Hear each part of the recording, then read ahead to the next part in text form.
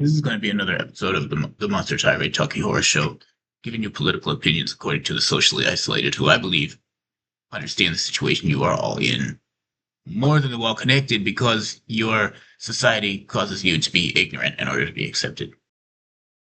Why are the Republicans, in particular, choosing a clown president more than once who acts as if the job of the government was a vast, infinite nebula of political, social categories that's impossible to understand? Why are the Republicans who want a small government not establishing a manager who is able to manage the full job of the government? You would think that if you wanted a large government, you'd want a philosopher, you'd want a comedian, an artist who talks in general terms about all kinds of things in a general part of society that is the state. The Republicans want a small government that only fights crime. Why are they not electing a manager? And the reason is because the lower classes, the lower echelon, the lower rank of the government, the contractor class, the militia especially, who tend to call themselves police and are not the actual militia, the contract enlisted self-defense forces, tend to infiltrate the Republican Party and fuck it up on purpose.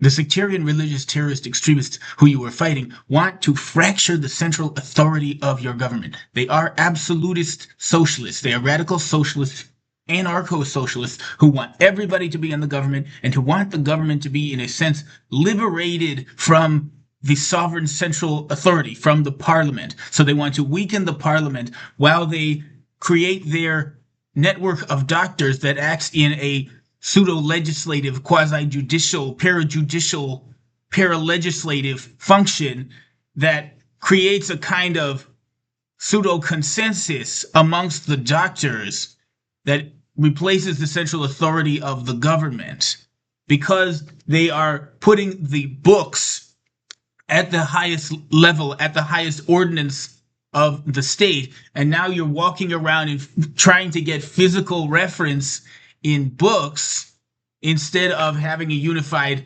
document of the legislative record of the Republic of letters and records.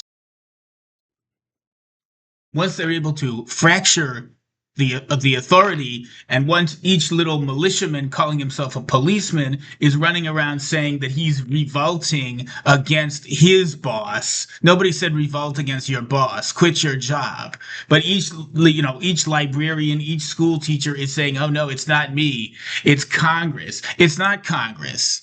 It's the contractor class. It's the lowest level of the government, in which there is this infinity, this giant nebula of contractors. And at this point, it would be better just to lower taxes and take their money away.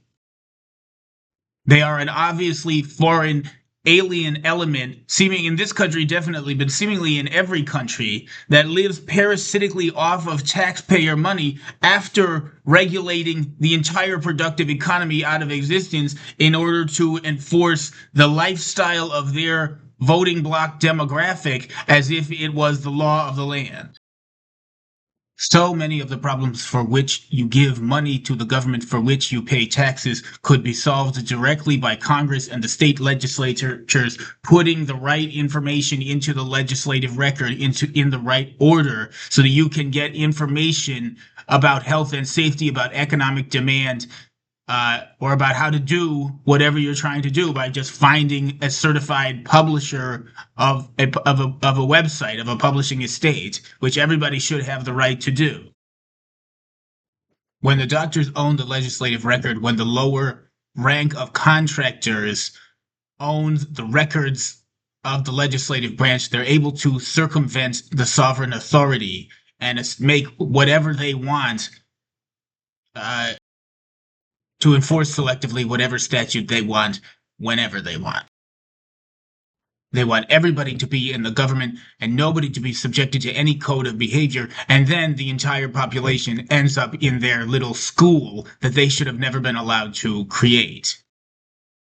Basically, you end up living in a feudal system where everybody is in the government school and paying taxes to them because they consider being in the government to be to be part of society, and everybody else is living in prison and paying taxes for no discernible reason and living in their religious school where they're subjected to a code of discipline because everybody who's not in the government is considered to be suspicious for some reason.